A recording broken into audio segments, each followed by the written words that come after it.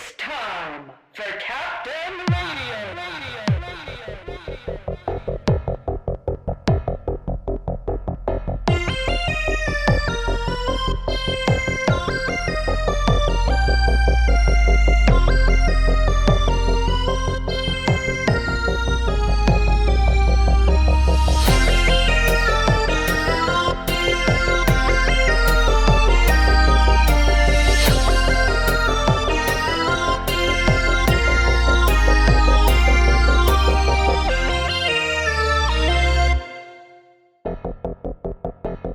These are the adventures of Captain Radio. All is lost. When we last saw our valiant hero, Captain Radio fell into the trap laid by his arch-nemesis. Dr. Orban succeeded in opening the Dimension Gate, aided by Andromeda, who betrayed Captain Radio by using her psychokinetic powers to bridge the two dimensions. With Ace and Orion locked in the dungeon and Captain Radio banished to the 11th dimension, nothing can stand in the way as Orban and his army of mutant mole people prepare to conquer the universe. But things are not always as they seem. Far away from the throne of Jupiter, deep in the dark dimension, Captain Radio emerges from the portal, and nothing could prepare him for what he is about to discover. You're listening to the final installment of Captain Radio and the mutant mole people from the 11th dimension. Chapter 6, The Andromeda Factor. Flanked by guards, Captain Radio steps into the 11th dimension and shields his eyes. Did we take a wrong turn? What do you mean? I thought this was a dimension of total darkness, the complete absence of light. That is correct. Then why does it look like we're standing on the surface of the sun? I do not understand. Is this some kind of trick? Maybe you haven't noticed because you don't have eyes, but this dimension is blinding. It's as if every atom is radiating light. It is called the burning. We do not speak of it. When did it start? Enough talking. Move. Where are you taking me? Our orders are to take you to the great auditor. He hears all. Good, because he's going to get an earful from me. On your knees, prisoner. So this is the infamous Captain Radio. The great auditor, I presume. This is the 11th dimension, our dimension. From here there is no escape. Tell me, how long does your species live? A long time, if we're lucky. Then you shall have plenty of time to consider the consequences of your crime. You shall spend the rest of your life imprisoned in the tower. What did Dr. Orban tell you about me? Only that you are our enemy. And you believed him. You have a lot to learn about my dimension. We have conquered many dimensions. Yours is no different than the rest. It will fall to the children of perpetual night. You are clearly very powerful, great auditor. But you've been lied to. I'm not your enemy. Dr. Orban is. He is trying to trick us, your greatness. We should end him now. Silence, my child. Let us hear what he has to say. Surely you can recognize when you're being manipulated. Explain. Dr. Orban promised you a new frontier, room for the children of perpetual night to expand and settle. He and I go back a long time, and I can assure you that he has no plans of sharing the universe with you or anyone else. He cares only for himself. He is ambitious. So are we. You're survivors. I can see that. But Dr. Orban isn't like you. He'll stab you in the back the first chance he gets. Dr. Orban warned us not to listen to you. Take him away. You've got to listen to me. If you don't, then both of our universes will be destroyed. Are you threatening us? I'm trying to save you. I can see the blisters on your face and hands. It's the burning, isn't it? Irrelevant. No, it isn't. Your very survival may depend on it. I know what's causing the burning, and I think I know how to stop it before it's too late.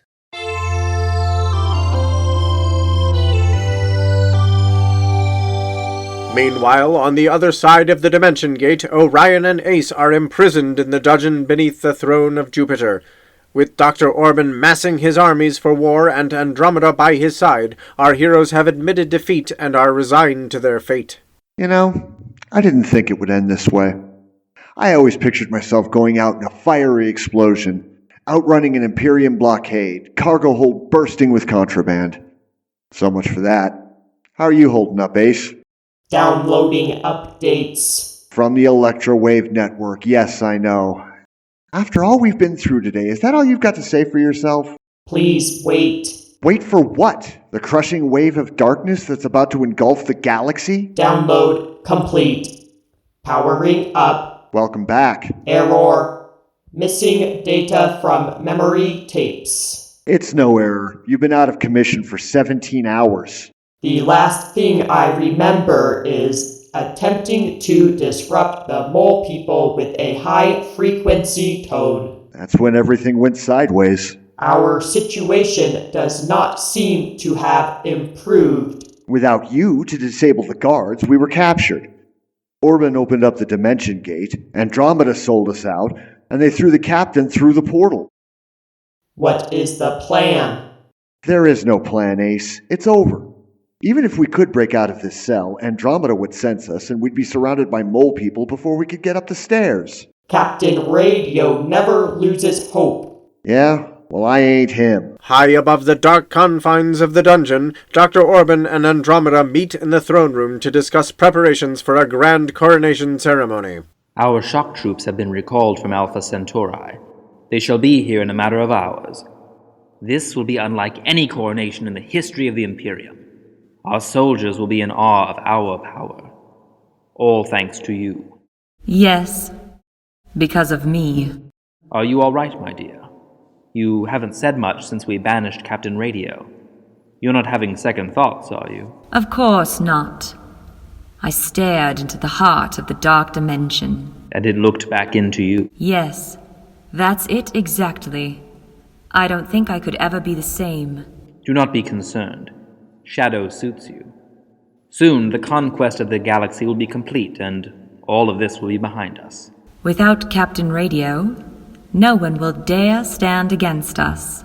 I knew you would understand. Now, I must see to the final preparations for the ceremony. The council elders are refusing to participate, so I'm going to persuade them. As soon as Dr. Orban is out of earshot, Andromeda begins the descent down the long spiral staircase that threads through the core of the fortress, further and further down past the royal residence, the servants' quarters, the supply stores, and the armory until she reaches the lowest level, the dungeon. Leave us. As you wish, Empress. What are you doing here? I think you've done enough damage for one day, Empress Supreme. Don't you know a jailbreak when you see one? Wait. I'm confused. Whose side are you on? I'm on your side, Orion. But Dr. Orban had to believe he had converted me to his cause, or he would have killed you all. Insufficient data to gauge veracity. I'll prove it to you. The Space Zeppelin is in the hangar bay. Take it. Alert the Centauri Guard. Tell Flagstaff what's happened and ask her to dispatch the battalion. I'll hold off Orban and his soldiers until they get here. That's insane. You can't go up against an entire army all by yourself. You don't have to worry about me. I'm more powerful than Orban knows. I've noticed. All right, I'm in. Anything's better than rotting in this cell. Agreed. We haven't much time. Let's move. Our valiant trio makes their way up to the captured space zeppelin docked at the opposite end of the fortress. At each intersection, Andromeda uses her psychokinetic powers to clear a path. Upon reaching the upper level, they need only cross the throne room to reach the hangar bay and make their escape. And just where do you think you're going?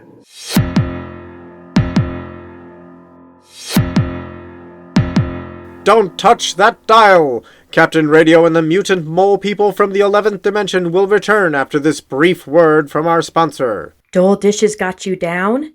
Brighten them up and take your home into the space age. Hyperlux dishwashing soap with radium is a revolutionary new product that cleans and sanitizes in record time thanks to its groundbreaking formula. Unlike other dishwashing powders on the market, Hyperlux is easy on the skin but tough on dirt and grime. With the power of radium, you'll be glowing with pride. Hyperlux, for a cleaner, healthier home. We now return to the adventures of Captain Radio. Stranded in the 11th dimension, home to the mutant mole people who call themselves the Children of Perpetual Night, Captain Radio must convince their leader, the Great Auditor, to send him back before both dimensions are obliterated. I know it sounds crazy, but hear me out. Your people have been in contact with the monks of the Dark Adaptation for centuries with no ill effects, but those were small portals. As soon as Dr. Orban began experimenting with the Dimension Gate, you started to experience the first signs of the burning. That can't be a coincidence. You are going in circles. He offered us safe haven from the burning. He told you exactly what you wanted to hear. But what he didn't know was that as darkness was leaching into our dimension, light was leaking back into yours. Impossible! It's the truth. You say you've invaded 1,000 dimensions, but never encountered one like mine. One in perfect contrast to your own. You speak of the balance. Yes, the Oracle told me that the light and dark exist in harmony. It must be the same here. When Orban opened the gate, he upset the balance. Unless we act fast, my universe will freeze and this one will burn. What do you propose? Send me back through the portal. I can close the gate before the damage is irreversible.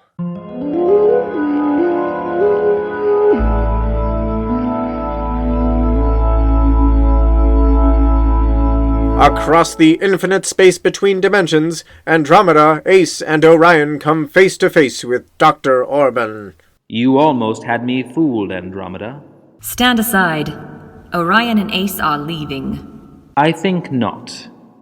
I have this room surrounded, and 1,000 shock troops from Alpha Centauri will arrive in the docking bay at any moment. I'm disappointed, really. I thought this little game would take weeks to play out. Guards, return the prisoners to their cells. If you want them, you'll have to go through me first.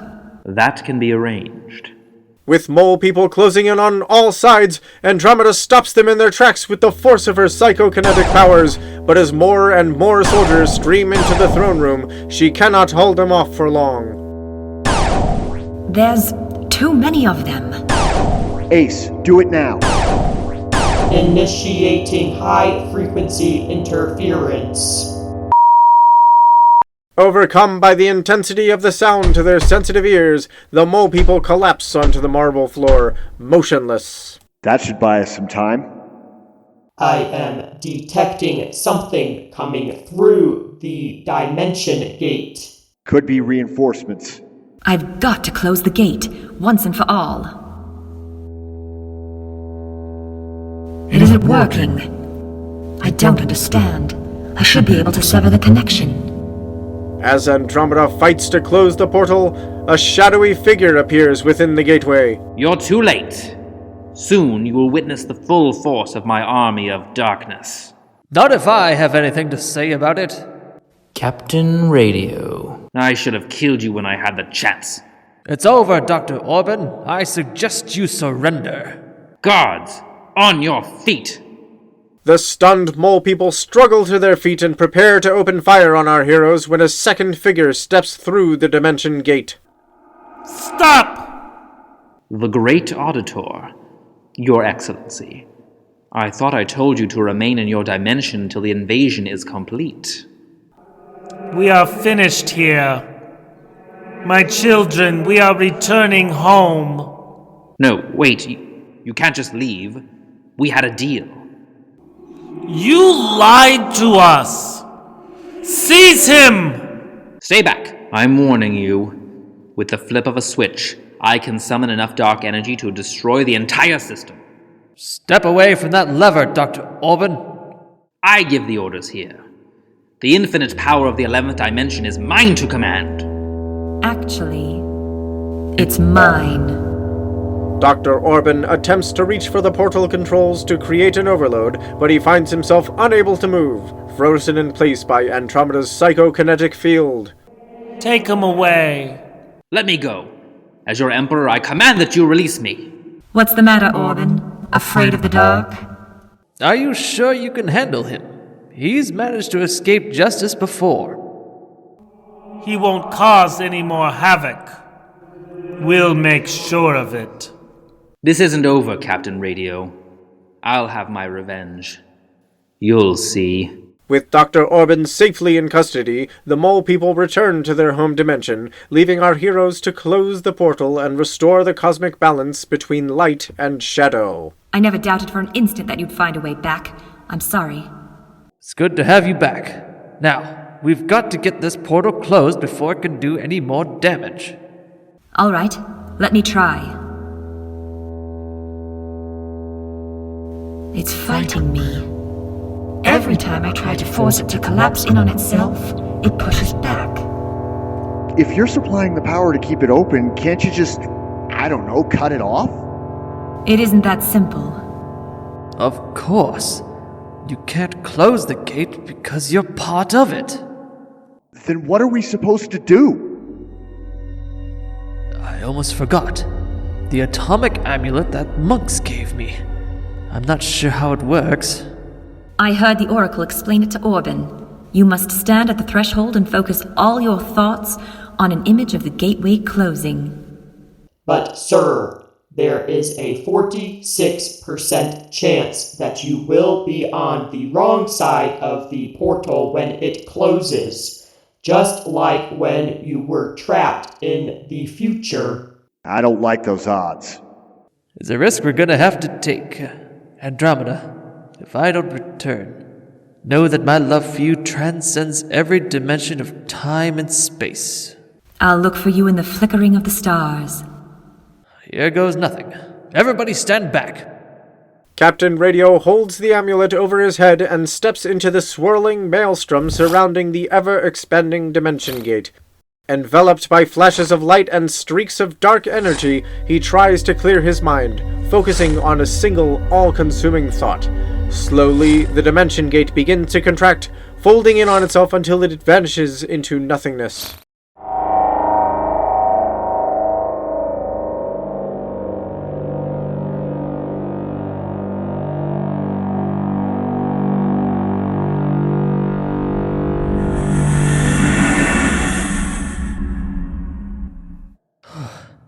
There. It's done. Did we do it? See for yourself. The stars are back. I am detecting stellar fusion in 12 nearby systems. Ambient temperatures returning to normal. Disaster averted. Well done, everyone. After meeting with the Council of the Cosmos, Captain Radio, Ace, Orion, and Andromeda board the space zeppelin Phaeton. I can't believe what happened back there. What's the matter, Orion? The Council cleared your criminal record. I thought you'd be pleased. That's not what he means. They offered you the throne. They wanted to make you king. Who turns down a chance to be king? I was flattered, of course, but that is not my destiny. The galaxy isn't through with Captain Radio yet. Now that your secret is out, the people of Alpha Centauri will need your protection. Well, you can count me out. I've had enough good deeds. You can drop me off at the nearest spaceport. It's the least I could do. Consider your debt repaid. Andromeda, are you sure you won't come with me? It could be like old times again. I think we both know there's no going back. I'm not the person I used to be. I belong here. I guess you're right. He needs you. I hope you understand. I think I'm starting to. Just give me a thought every so often when you're out there saving the universe, okay? We are cleared for departure. Set a course for home, Ace. Course set for Alpha Centauri. As the Zeppelin pulls away from the throne of Jupiter, the ship's radio crackles to life, carrying with it a mysterious voice from the past. Mayday, Mayday. This is Magnus Hostilian, transmitting on an emergency frequency. Is anyone receiving? We are in need of assistance. Please help. Magnus? Is it possible? Who? By the spies of Venus, it can't be. Magnus has been dead for 15 years. Unless... Can somebody please tell me what's going on? Tracing the signal now. Would anyone mind if we take a quick detour? Something tells me I don't have a choice. That's the spirit, Orion. Ace, follow that signal. Let's see what's out there.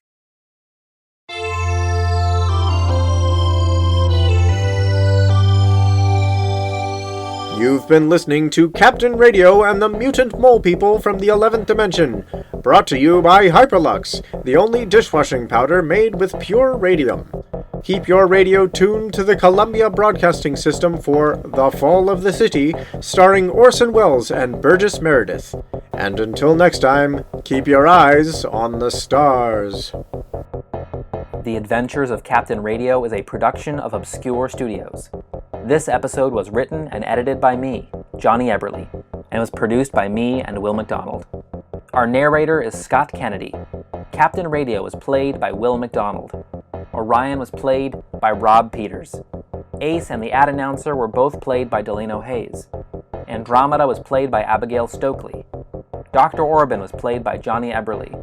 The Mole People were voiced by Bailey Cunningham, and special guest Ron Poe provided the voice of the Great Auditor. Our theme music was composed by Bailey Cunningham, and our stunning artwork was designed by Tammy King. If you like the show, there are 3 simple things you can do to support us. The easiest thing is to leave us a rating and review wherever you're listening right now.